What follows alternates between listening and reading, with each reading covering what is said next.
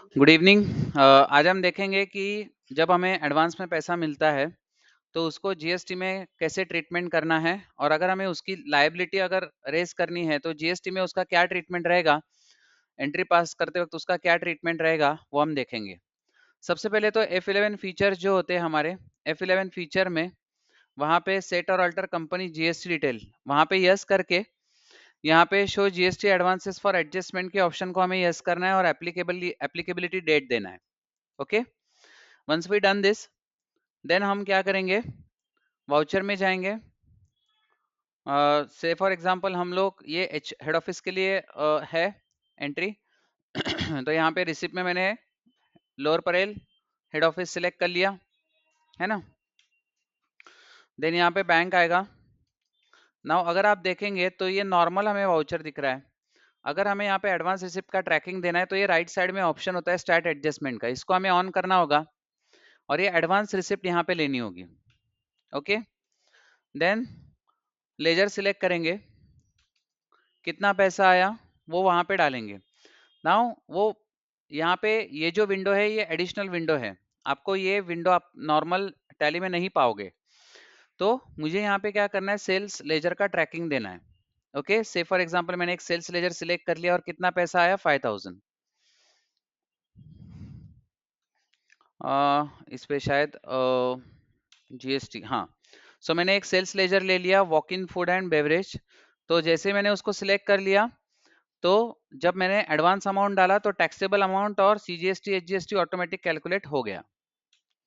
Okay, यहाँ पे advance लूंगा, एडवांस नंबर 2, राइट। इस तरह से मेरा क्या होगा, रिसिप्ट का एंट्री पास होगा।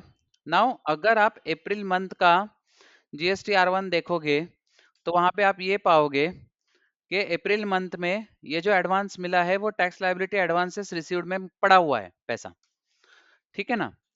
नाउ अब मैं इसका bill for example next month में बना है, तो वो नेक्स्ट मंथ में वो कैसे एडजस्ट होगा वो भी देख लेते हैं। तो यहाँ पे मैं सेल्स लूंगा, sales of HO. Okay, so sales Lower Parel head office this way, right.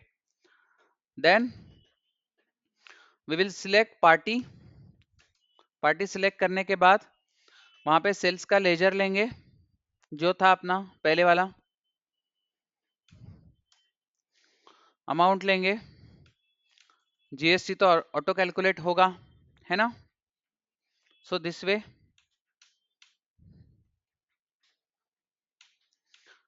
अब ये होने के बाद जब बिल वाइज एलोकेशन आता है तब वहां पे जाहिर सी बात है नया बिल जब बनता है तब हम न्यू रेफरेंस सिलेक्ट करते हैं।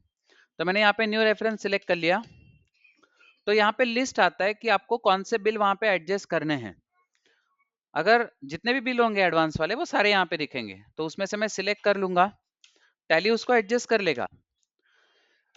ये मैं नेक्स्ट मंथ की बात कर रहा हूँ। और जब हम एंट्री सेव करेंगे और जब हम जीएसटी R1 का रिपोर्ट देखेंगे तो हम वहां पे ये पाएंगे कि जीएसटी R1 में वो माइनस में जाएगा। देखिए मई मंथ का मैं देखता हूँ यहाँ पे, तो देखिए यहाँ पे मई मंथ में एडजस्टमेंट ऑफ एडवांसेस के हेड में वो जा रहा है।